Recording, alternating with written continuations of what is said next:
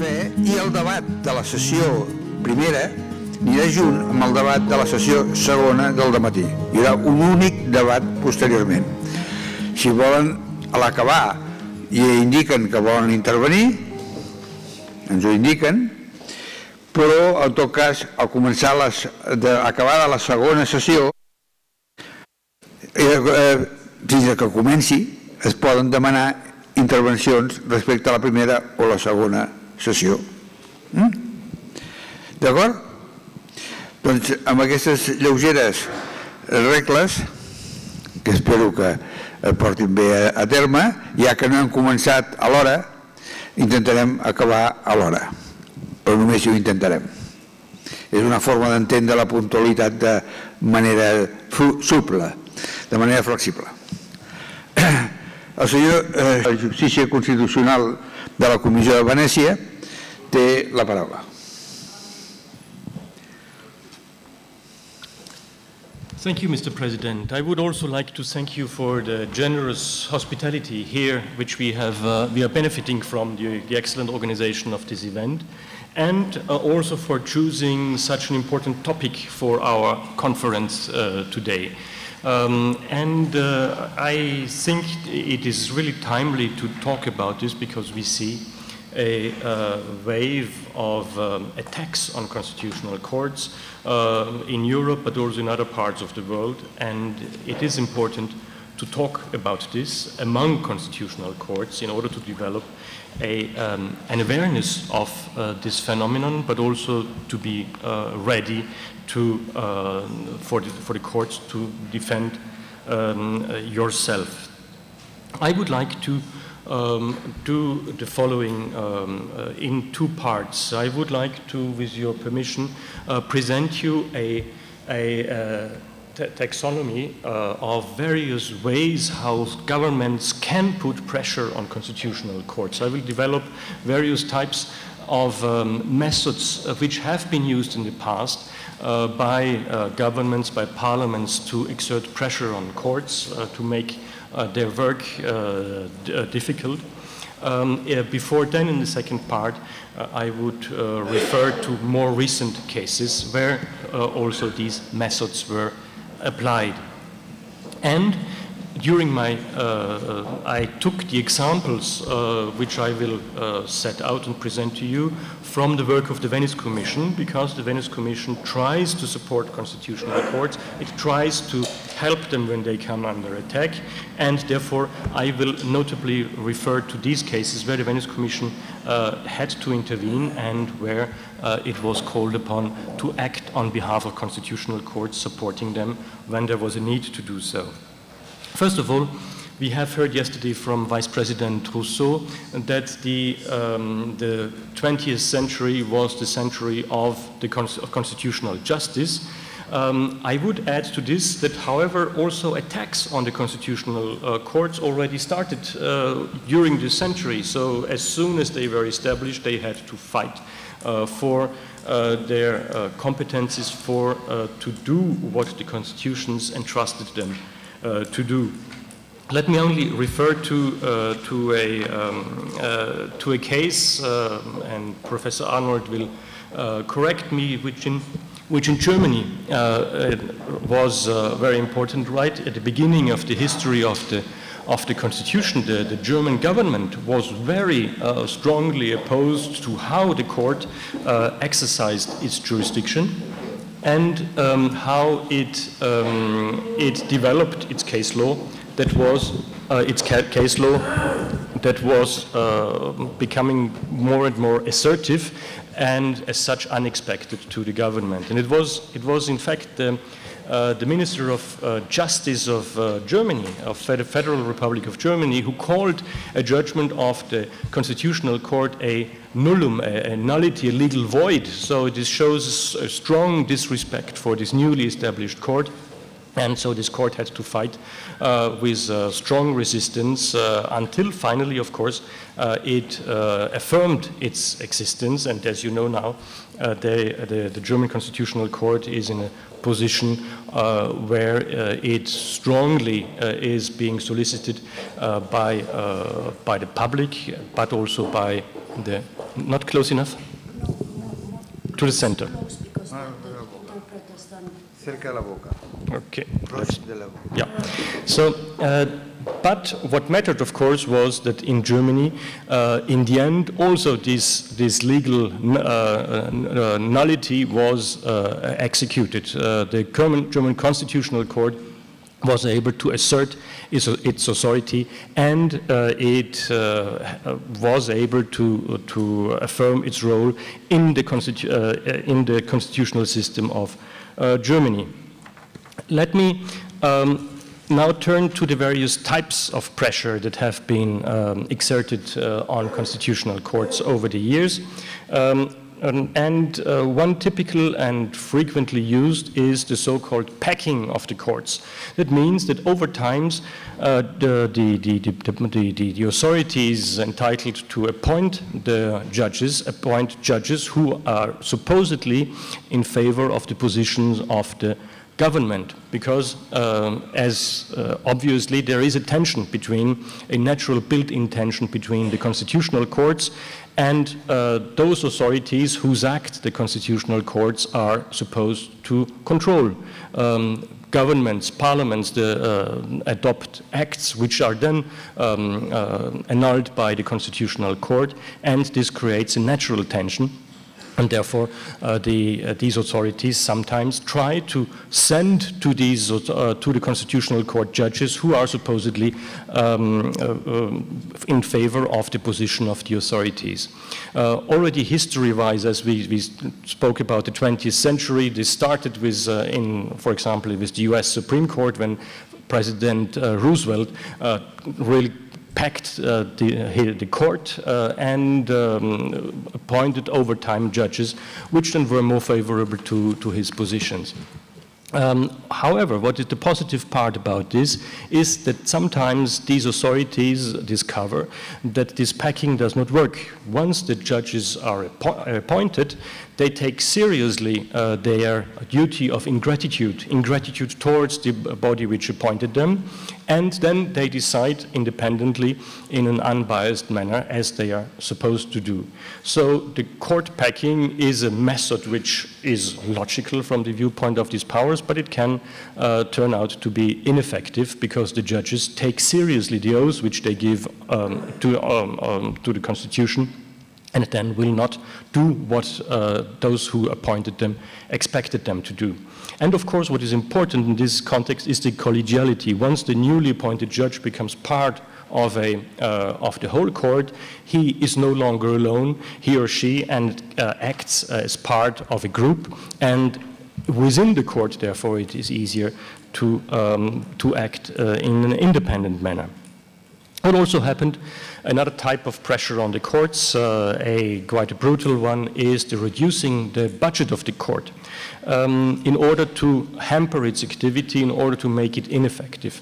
This, for example, happened when in Ukraine, quite a number of years ago, when due to a difficult economic situation, the budget of the court should have been reduced, and the idea was, of course, to put pressure on the court.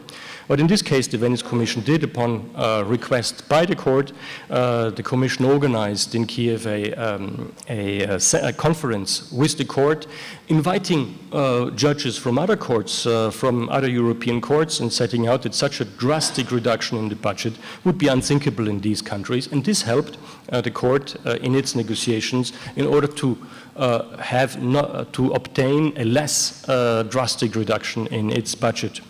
We also, for similar reasons, had this conference in Sarajevo in Bosnia and Herzegovina, where also there was a danger that the budget of the court would be reduced. And through such conferences, we tried to support these courts. Another method is then the non-execution of judgments. This is quite a logical thing to do if a government or a parliament is not happy about the judgments. Then the simplest thing to do is simply to ignore it and not to implement it.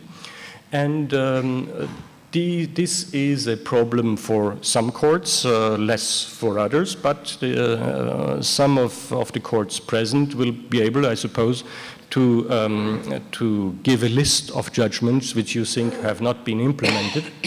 And here, this creates, in the long term, a serious problem for the authority of the court. Again, what the Venice Commission did in one or the other case was to call upon the authorities to implement judgments. An early example of that was a judgment in Albania, which was reported concerning the dismissal of the Prosecutor General without a hearing by Parliament, by simple vote. The Constitutional Court had found that this dismissal was unconstitutional, but there was simply no execution of this judgment. What then happened in the Venice Commission was that this was reported to the Venice Commission, and the Commission asked its president, our first president, Antonio La Pergola, to send a letter to the authorities of Albania, asking them to implement this judgment, which happened, at least partially, because then a procedure was enacted for future dismissals of prosecutors general, so that there would be a fair hearing and they would be able to reply to the accusations which were brought against them. A really drastic way to put pressure on the court is its simple abolition, removing the constitutional court. This is a real danger in some countries, and here the Venice Commission had occasion to, in two cases, to help to contribute to the survival of two courts. First one was earlier in time under the time of President Akayev. The Constitutional Court already was in danger to be merged into the Supreme Court and simply be therefore to disappear. And in direct discussions with President Akayev, our president managed to avoid, at least to contribute to avoiding this problem. The same was true with Georgia. There again, there was a public discussion on why a separate constitutional court was needed, whether it shouldn't be simply merged into the Supreme Court. And again, we contributed to the survival of the Georgian Constitutional Court. Something else that happens occasionally is the non-appointment of judges. Of course, this can be unintended. It can be a problem of a political constellation that simply there is no majority to appoint judges, and therefore the judges are not appointed when they should be. But this can also be a means of pressure on the court. We had a situation in Ukraine in 2005 when there was a complicated constellation between the president and parliament. And in Ukraine, the judges are appointed by thirds, by the president, by a parliament, and by the judiciary. And the parliament, however, did not appoint their third of its judges. The other two powers, the president and the judiciary, had appointed their candidates, but what was necessary for them to enter into office was that they should take the oaths in front of Parliament. And what Parliament did was simply not to take the oaths of these judges. So judges, even though they had been selected, they could not take up office. And this led to a situation that after retirements of judges, over time, their quorum was no longer attained, and the court couldn't sit for more than a year. And de facto, the Constitutional Court did no longer exist because it could not adopt any judgments. What in this case the Venice Commission did was to adopt a declaration together, a common declaration, together with the presidency, the Lithuanian presidency of the Conference of European Constitutional Courts, a public declaration which may or which may not have contributed to the fact that finally the political situation changed and judges were appointed. A more recent case is that of Slovakia, where the President of the Republic did not appoint judges because he thought they were not qualified. Again, the Venice Commission gave an opinion upon request by the President of the Republic, and that was then led to the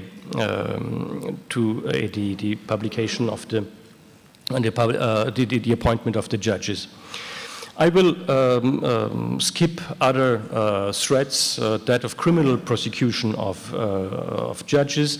I will, and of course, the dismissal of individual judges. Again, Kyrgyzstan is such a case where a judge was dismissed allegedly after she had taken a critical position. And again, the Venice Commission, the President of the Venice Commission made a statement on behalf of that judge. To finish, let me only mention more recent cases. I will not refer to what happened in Hungary in 2012, where the jurisdiction of the Constitutional Court was reduced. It is no longer able to adopt judgments in the field of budget unless this concerns specific rights, notably the right of dignity. But the court itself was able to overcome this limitation by, when there was such a case, the court would often find that in fact, even though this was a budgetary issue or a financial issue, the dignity, the right to dignity was affected, and therefore the court was able to take judgments nonetheless. Let me only mention that the Constitutional Court of Turkey was under serious pressure from the by the President. He called the judgments by the court as being unpatriotic. He even threatened to abolish the court. You know that the court is still has not been abolished, also under the new constitution, but recently the court had problems of execution of its judgments. It was the ordinary judiciary which refused the implementation and execution of judgments of the courts, and we hope that this will be overcome, that finally these judgments will be implemented. Let me terminate with Poland, the last example, which is very complicated. I will not go into details concerning the appointment of judges. There were several legislative changes which tended to block the work of the court. So the court would simply not be able to adopt judgments within time. The Venice Commission again gave quite critical opinions in this situation. And this changed only when over time, the majority within the court changed and a new president was appointed. But even now, the situation in the court is not clear, and the composition of chambers is being challenged even within the court. To come to a conclusion, let me mention that the Venice Commission tries to help constitutional courts when they merit this, and of course the Venice Commission also has to ask itself whether, and we have to ask ourselves whether any court merits being supported.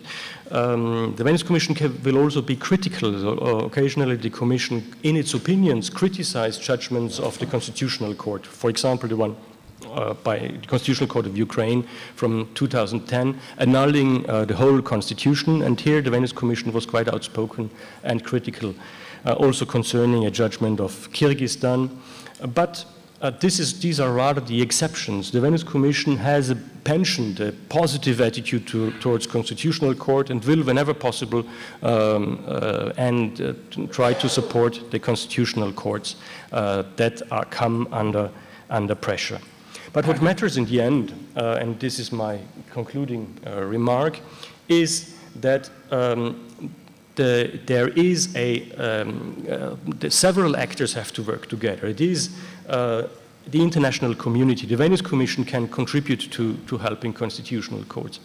It is the diplomatic community from the outside. But most importantly, constitutional courts have to be helped within the country. It is civil society, academia, ombudsperson, other institutions, human rights commissions in the country are those who have to help a court which comes under such serious pressure. And only if all these actors work together, if they're in the population, there is a sufficient support for the courts, only then it will be possible to help a court to do the job which it has been assigned to in the Constitution. Thank you for, Mr. President.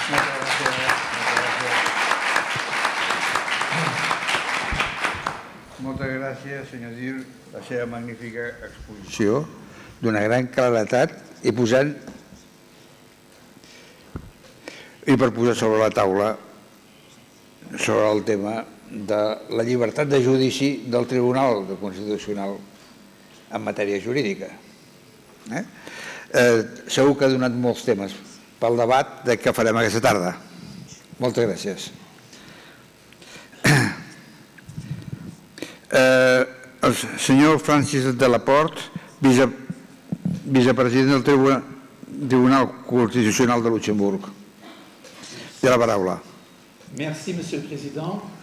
Monsieur le Président, chers collègues, tout d'abord, je voudrais féliciter, mais très chaleureusement, nos collègues du tribunal constitutionnel d'Andorre pour ces 25 ans, et surtout les remercier avec ardeur de nous avoir ici reçus tellement chaleureusement, avec tellement d'envoûtement, et on se sent bien dans ce pays, on dort bien. En tout cas, Luxembourg se sent très proche d'Andorre. Et quelque part, nous sommes des miracles de l'histoire, d'exister comme État indépendant. Rien n'aurait pu présager cela il y a un millénaire. On ne va pas parler de Charlemagne, mais en tout cas, depuis lors, voilà la principauté d'Andorre qui, dans les fins fonds de l'histoire, est unique avec ses deux cours princes. Quelque part, hier, j'ai pensé à la Trinité, 2 dans 1, mais 3 dans 1, ça doit être le même problème.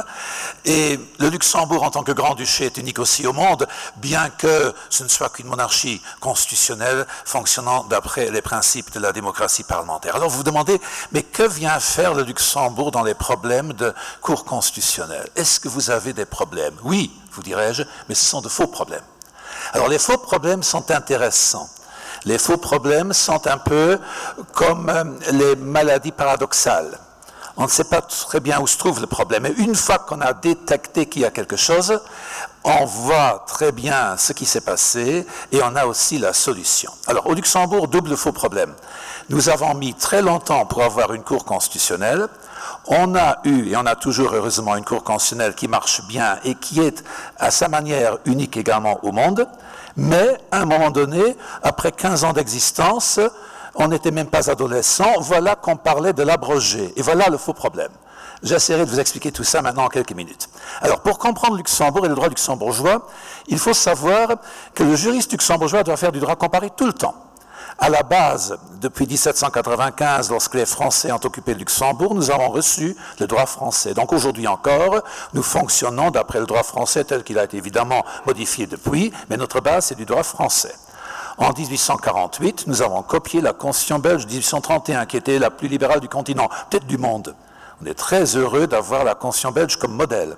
Et donc, au sommet, nous faisons du droit constitutionnel belge.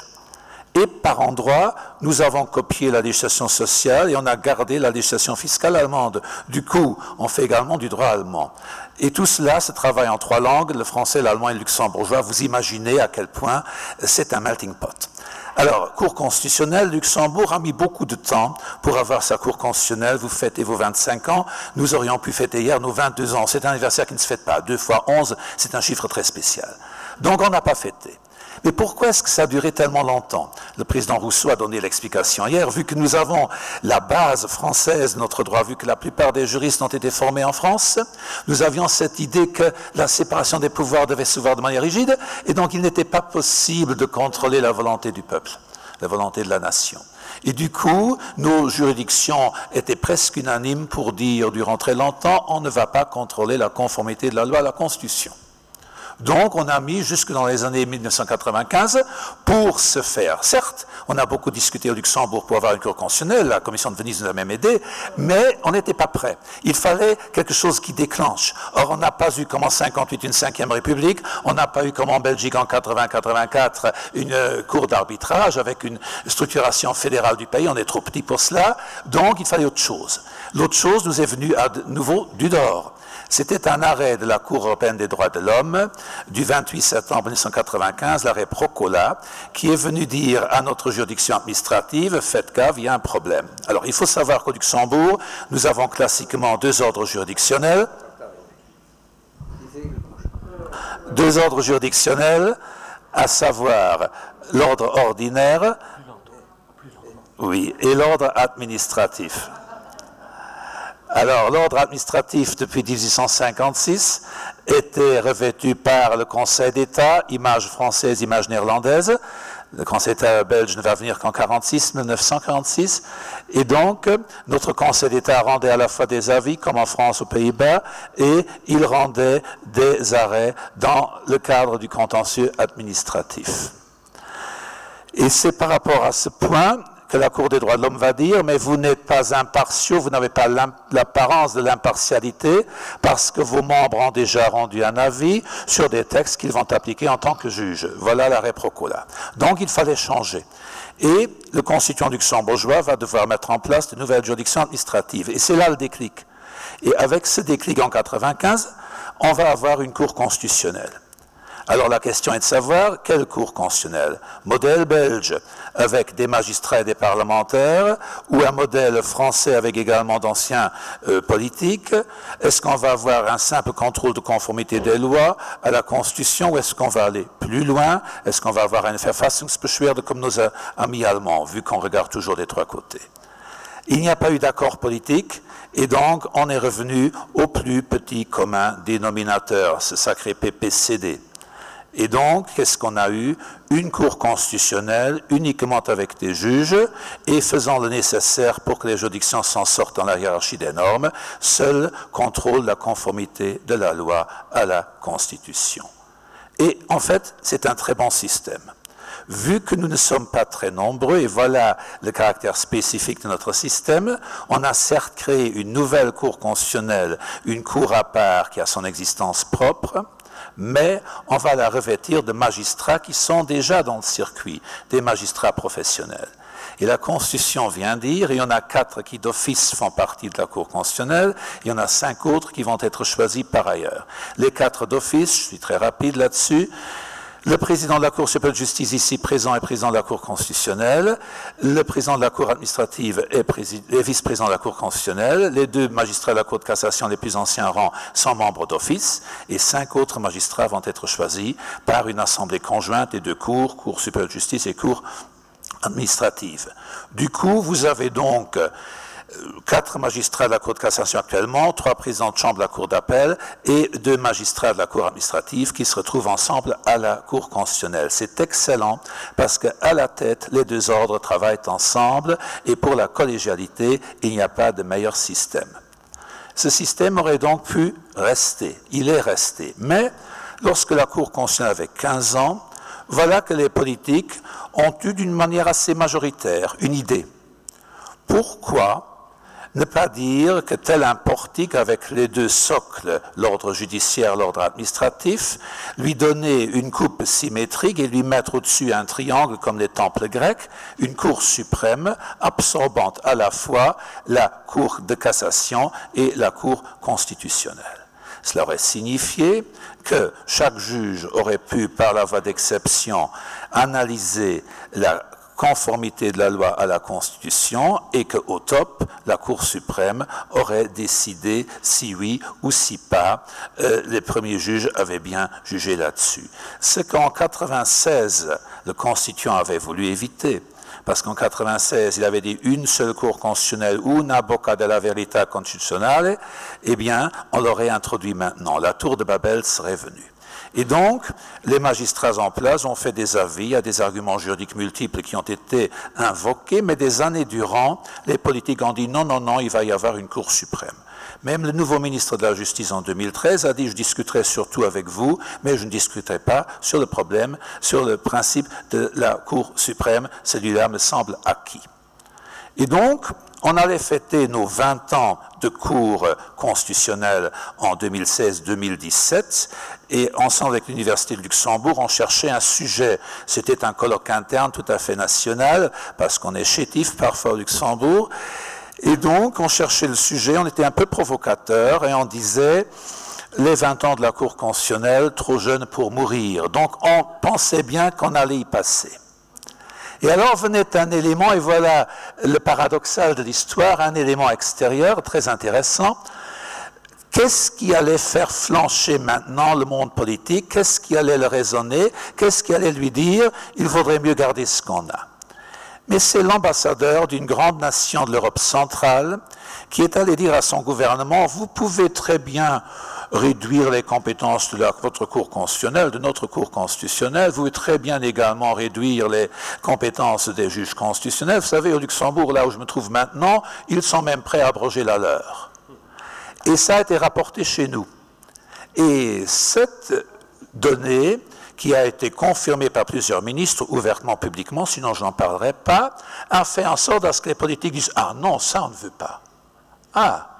Et voilà l'élément qui a fait tourner la bascule. Et au mois de mars, lorsque nous fêtions nos 20 ans, le ministre de la Justice a pu venir à la conférence, nous annoncer ce que nous savions déjà, que le Conseil de gouvernement avait été chargé par lui, qui lui avait proposé de laisser le projet de la Cour suprême, de maintenir la Cour constitutionnelle et même, pour le surplus, de lui donner plus de compétences. Oh là! Et donc, d'un coup vers l'autre, et voilà un autre paradoxe, notre Cour constitutionnelle serait revêtue de quelques avantages supplémentaires. Nous aurions des membres suppléants. Pour le moment, nous n'avons pas de membres suppléants, et encore très récemment, on s'est rendu compte que ça, c'est un véritable problème. La Cour de cassation venait de saisir la Cour constitutionnelle d'un renvoi préjudiciel. La procédure est celle de la Cour de justice de l'Union européenne, plus ou moins. 4 membres de la Cour constitutionnelle avaient siégé à la Cour de cassation. Il en restait 5, tout juste pour boucler la boucle. On l'a bouclé.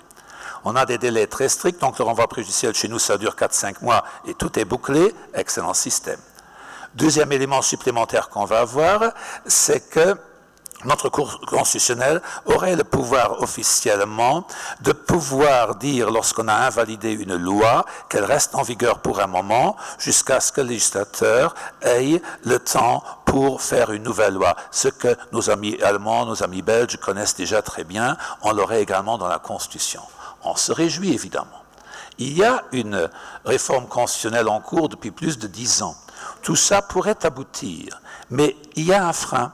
Et le président Rousseau en a parlé hier, en parlant du professeur Karin Malberg. Lorsqu'on a cet équilibre au niveau de la séparation des pouvoirs des 3 pouvoirs, parfois une soupape est le référendum populaire. Or, Luxembourg, et je finirai par là, a introduit en 2003 un nouveau système de modification des constitutions. Auparavant, nous avions le système belge où l'ancienne Chambre des députés, en se dissolvant, a dû indiquer les articles de la Constitution qui sont révisables et la nouvelle ne pouvait réviser les articles que si l'ancienne avait dit qu'ils étaient révisables. C'était un beau frein pour qu'on n'aille pas trop loin. Or, on a vu au début des années 2000 que ce frein pouvait être consistant. Où était le problème? C'était le traité international devant introduire le tribunal pénal international. Nos grands alliés, je ne sais pas si je peux dire encore autant aujourd'hui, d'outre-Atlantique, avaient mis la pression, et il y avait un article qui posait problème, c'est que le chef d'État pouvait être mis en cause. Or, chez nous, le chef d'État, c'est le Grand-Duc, et d'après notre Constitution, la personne du Grand-Duc est inviolable, et l'article en question n'était pas révisable. Gros problème. On l'a résolu, on a mis un article bis en disant, par exception au principe, au sens du TPI, on peut quand même mettre en cause la personne du Grand-Duc en pensant que ce ne sera jamais le cas. Bon. Mais sur cette expérience, on a cru bon en 2003 de changer les procédures pour modifier la Constitution. Et sur ce, on a dit il faut 2 votes le vote d'un texte identique avec un décalage de 3 mois, tout ça c'est bien, mais le deuxième vote peut être remplacé par un référendum populaire du moment que plus d'un quart des députés le demandent ou 25 000 électeurs. Nous avons en tout au Luxembourg plus ou moins 300 et quelques mille électeurs, nous avons une population de 600 000, donc 25 000 électeurs. Et pour la révision de la Constitution, tous les partis ayant une certaine importance, ayant déjà figuré au gouvernement, avaient dit et ont confirmé qu'ils voulaient qu'il y ait un référendum populaire pour le projet de refonte de la Constitution. Et donc, les attributions de la Cour constitutionnelle maintenant ne seront pas abrogées, elles vont être maintenues et elles seront même élargies si, au référendum, le projet de Constitution passe. Or, on ne veut pas qu'il y ait interférence avec les élections. On a des élections nationales cette année-ci, les européennes comme tout le monde de l'Union l'année prochaine. Et sur ce, nous attendons 2020 pour voir si on va avoir de la chance ou pas avoir de la chance. Voilà tous les paradoxes dont je voulais vous parler. Merci beaucoup.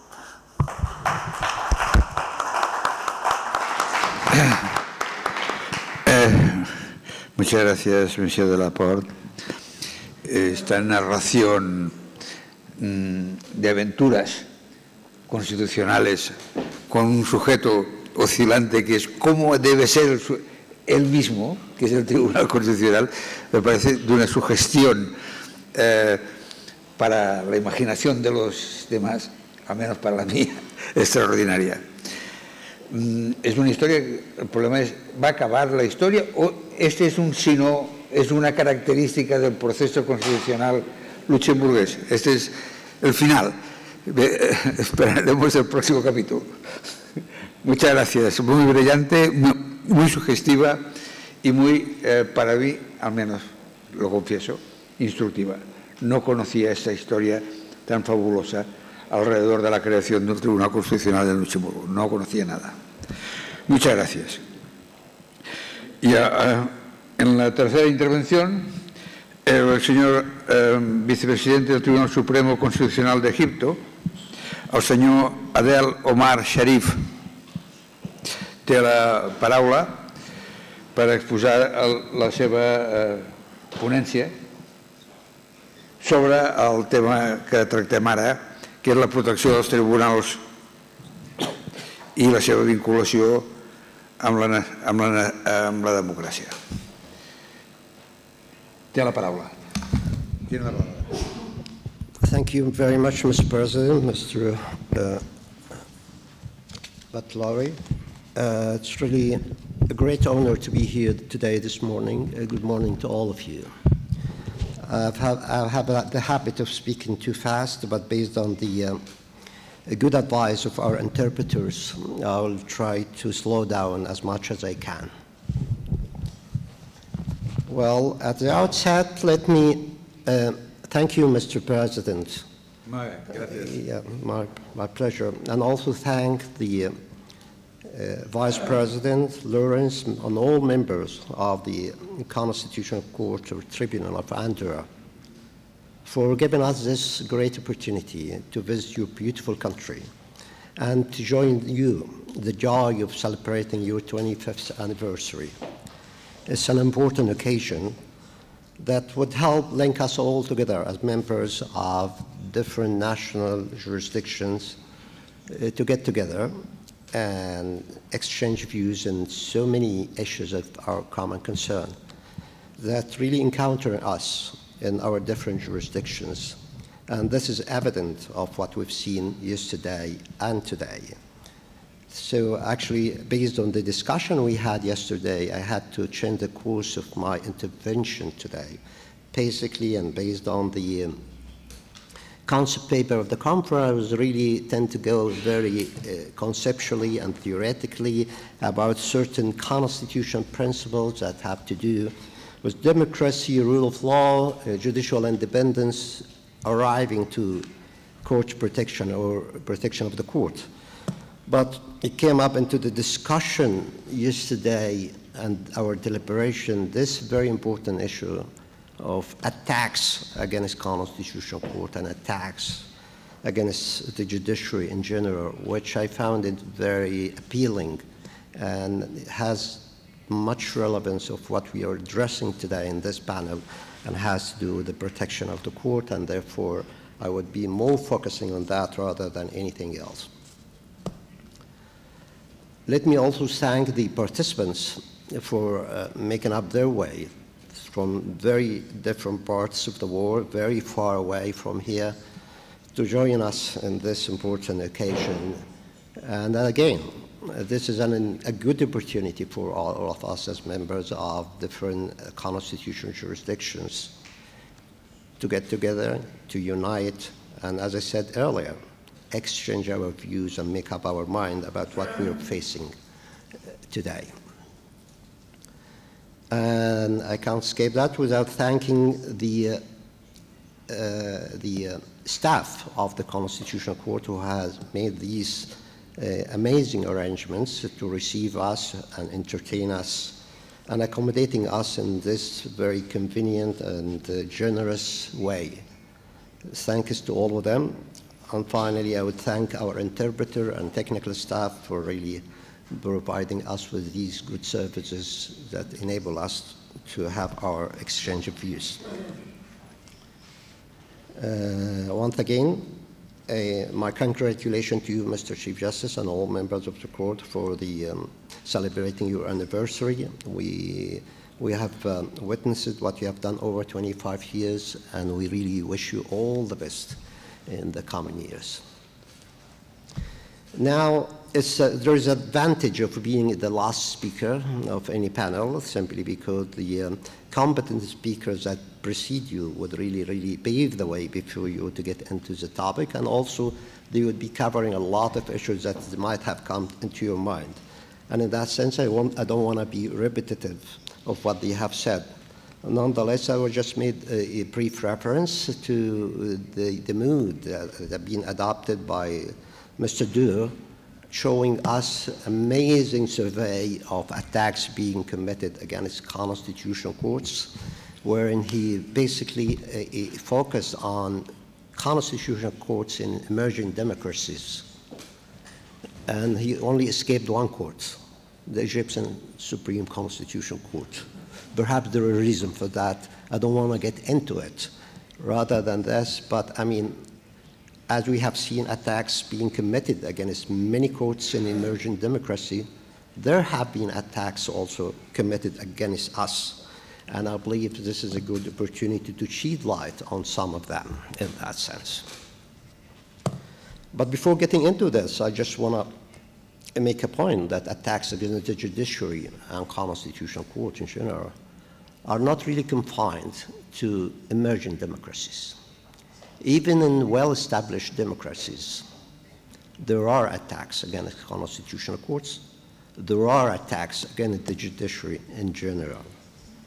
And this has to do, to a certain extent, with the mood that has evolved in our modern times, where in respect to the judiciary and respect to the judicial functioning is no longer perceived the way it used to be perceived decades or centuries ago. These very well-established judicial traditions that we've read about and heard about in our studies at the law school, wherein people and government showed respect to their judiciary, and look at the judiciary as having a heavenly mission coming from God to dispense justice in their society, and therefore they should be owed a great respect of all sectors of the society, from both the government side as well as the personal or individual side, is no longer that strong as it used to be. And this has to be attributed to so many reasons. Perhaps one of them, the power of governments, especially that of the executive power of government in so many societies, including both democratic society, well-established democracy, as well as emerging democracies. Absolute power is very entertaining. Once you have seized the power, you would really enjoy it. And once you experience that, it would be very unlikely for you to give it up, just so you want to continue enjoying this. So restricting this power and that what we do as Constitutional Court justices would not be perceived in a really convenient way from our executive powers or political powers, simply because you put a certain restriction in the way they are exercising their power, and therefore you would be attacking you whenever they have an opportunity to do so. Secondly, the public opinion, the people themselves, who most probably are ill-informed and they do not know exactly about what we are doing. And it would be very easy for the media to use them against the judiciary, and therefore they would be attacking the judiciary through the media, and then you would be in a very tough situation. And this would require a brave action from the judiciary itself to develop the way we are dispensing our justice and the way we are handling our job, so we can no longer do our work behind closed doors. We have to be somehow transparent and therefore able to inform the media and inform the people of what we're doing and why we did that and what are the justifications and the reason for that. Then they would appreciate what we are doing and really show us respect. In that sense, I just really go through a very brief survey about attacks on the judiciary, focusing mainly on my own jurisdiction in Egypt. So, but as I said earlier, these attacks are not confined to our region or my country or a specific country, not really confined to emerging democracies. It has to do with very well-established democratic system of the government. Let us take one single example. That would be the United States. We all know that the practice of judicial review is very well established within that society. We all derive from the U.S. experience in that field one way or the other. The whole world, not only not one single country, all of us somehow have been informed by this practice. And we've seen throughout history how the judiciary in the U.S. and Supreme Court in particular has occupied a very prestigious status within the society.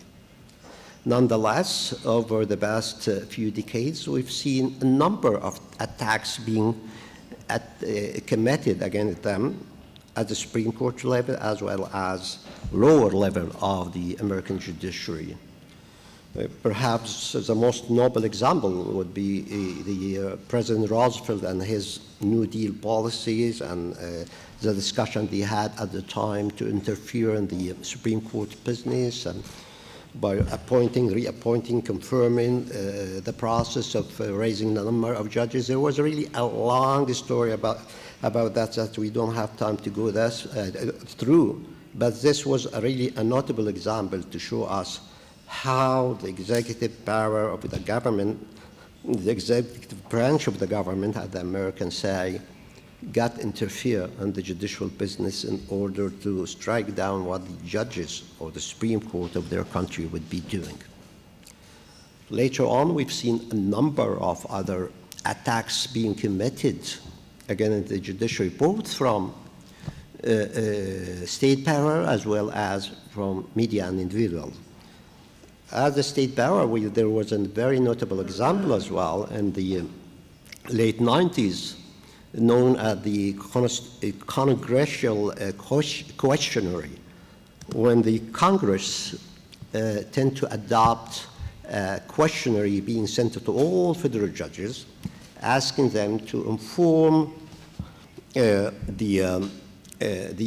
Congress about their judicial functioning, how many cases they handle, how did they handle this, what was the reason for really arriving to this decision this way or that way, how many employees were involved with, how much money was spent on this case, and all these details that was perceived by the American judiciary at the time as an awful interference in their business, and therefore would violate the concept of judicial independence, one of the basic principles the American judiciary would believe in under the American Constitution. And finally, we've seen what is called judge bashing policies in the US, wherein whenever a judge or grant a motion that is not in favor of a certain party, they would start really attacking him. And this attack would come up sometime from the government or sometime from individuals and media, and they calling for even the removal of the judges or even dismissing the judges from office. These are some of the experience that the United States have gone through, and we've still gone through some of them up till this very moment. Talking about Egypt, luckily in Egypt we do have a very well-established judicial system despite all the political circumstances we have gone through over the past 2 or 3 centuries. So the judicial structure as stands today dated back to 1875, so we're almost talking about 150 years or so, wherein we have a very well-established judicial institution deeply rooted within the structure of the whole state, wherein the judiciary really tend to be, despite whatever we have gone through, tend to be very independent and able to dispense justice freely to our citizens. Nonetheless, we've gone through so many political changes in Egypt over the past 100 years or so, through which we've really witnessed a number of judicial attacks on the judiciary and lately on the Supreme Constitutional Court itself. So after the Egyptian Revolution in 1952, and within this revolutionary mood, the revolution officers did not feel comfortable having an independent judiciary, and they wanted really to have the judiciary under the control of the executive power of the government, and therefore the judiciary itself rejected these policies, and in order from the government side to show their dissatisfaction with the judiciary, they sent some officer to head the most senior judicial officer, the Chief Justice of the Conseil d'Etat at the time, removing him, beating him by shoe in his office, and it was a disaster that the Egyptian judiciary still suffer and remember up till today. In 1969, under Nasser regime, were a regime that tended to be more socialist. They wanted really all sectors of the society to be involved in one political party system that the country had at the time, including the judiciary. They wanted the judiciary to be part of this political structure, the one-party system, an issue that the judiciary itself resisted, saying that we cannot play a political role. We are judges and we have to be impartial and independent, and therefore we cannot be part of a judicial, political structure that is based on a party system. At that time, the head of the state was not satisfied with the judiciary, so what he did, he managed to get a very funny trick wherein he removed all judges, all country judges from office. And at the same time, he reappointed those who believed that would be favoring his policies. So many of the judges were removed from office at that time back in 1969. Apparently later on when he left and a new president was appointed, a new constitution was declared, most of these judges got reinstated.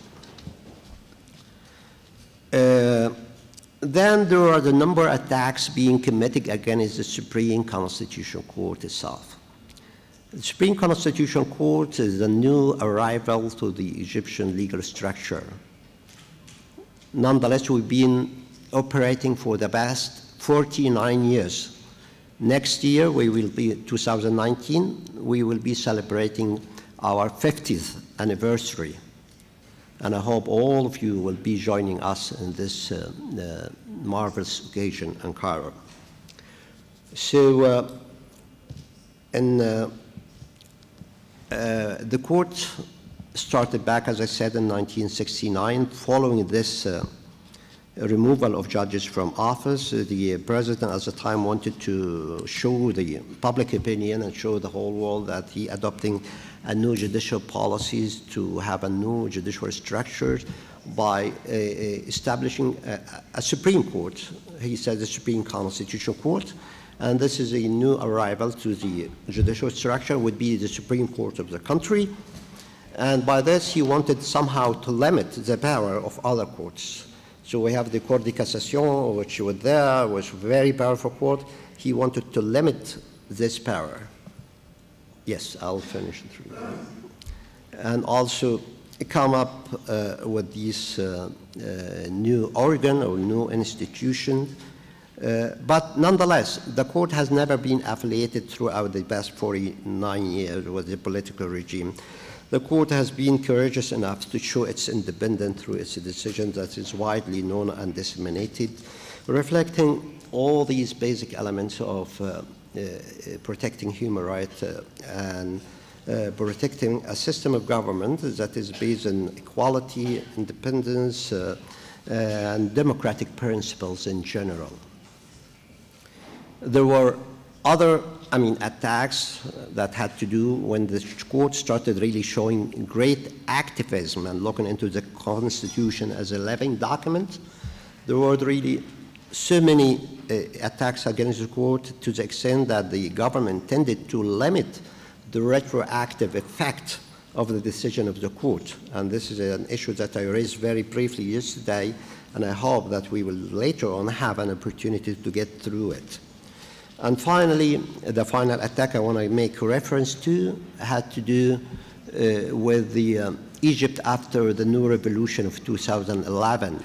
When the Islamists took power, they were not really that satisfied with the court. They thought that really the court is against them, simply because the court has been active and managed to resolve the parliament that was heavily dominated by the Islamists. Therefore, the Islamists starting attacking the court, besieging the premises of the court, not allowing us as members of the court access to our premises. So it was really an international scandal at the time, but we managed to go through it. And it ended up by adopting a constitution back in 2012 that is no longer existent, under which there was a further attack by limiting the membership of the court, and by which they managed to remove some of our justices from office. Later on, when things changed and we adopted a new constitution, we managed to reinstate most of them. Anyway, in conclusion, I know, there is so many stories to tell, and time does not allow me to go through them. But let me say at the as a final word, we need to develop a legal culture within our societies that is based on the respect for the judiciary and based on respect for our constitutional courts. We need to have a well-informed media that would help to convey our message to the populace. And this would require a positive action from us as Constitutional Court of Justice to help inform the media of what we are really doing in order for them to inform the people correctly. Thank you for giving me this opportunity to share a panel with such really remarkable speakers and being part of you in this very important conference. And once again, congratulations for this important event. I thank you for your kind hospitality.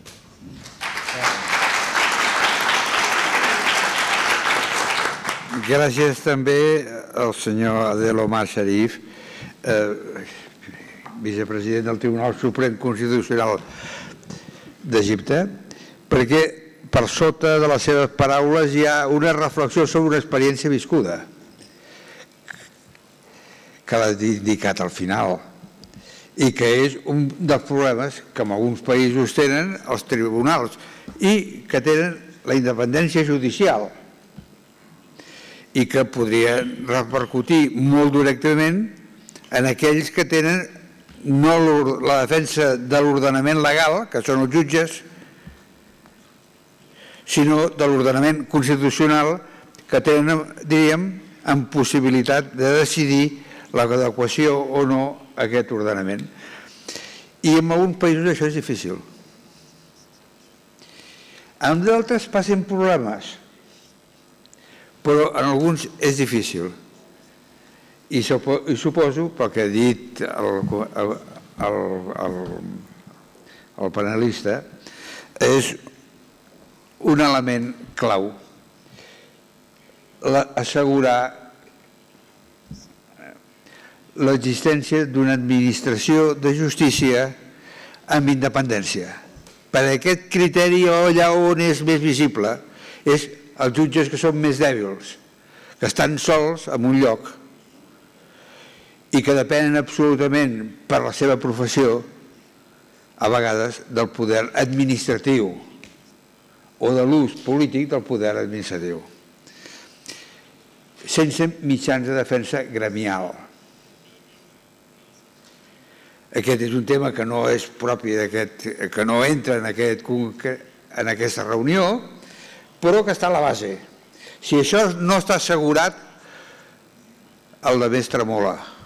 Quan això està assegurat, el de més pot ser valorat de formes diferents, però els jutges que hi arriben tenen la idea de la independència judicial, és a dir, de la seva, i són capaços de resistir a pressions, i no necessiten, possiblement, entrar en el debat polític amb formulacions directes de declaracions de dirigir-se directament al poble, sinó de realitzar la seva funció. I aquesta és la grandesa dels jutges i és la grandesa també, jo crec, dels jutges constitucionals. Amb els mitjans que un té, no amb els que utilitzen els altres normalment, realitzar la funció amb plenitud, amb independència, amb criteri propi i d'acord amb el dret. Jo els invito, diguem que hi ha hagut 3 enfocs molt diferents en aquesta, molt diferents, no dispares, sinó diferents, que jo crec que donen lloc a molts temes de conversa,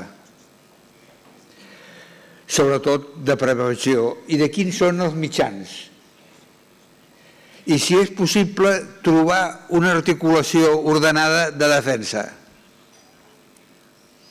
perquè cada país té la seva tradició constitucional, la seva tradició jurídica judicial, i cada país té els seus problemàtics socials, econòmics, ideològics, que són diferents.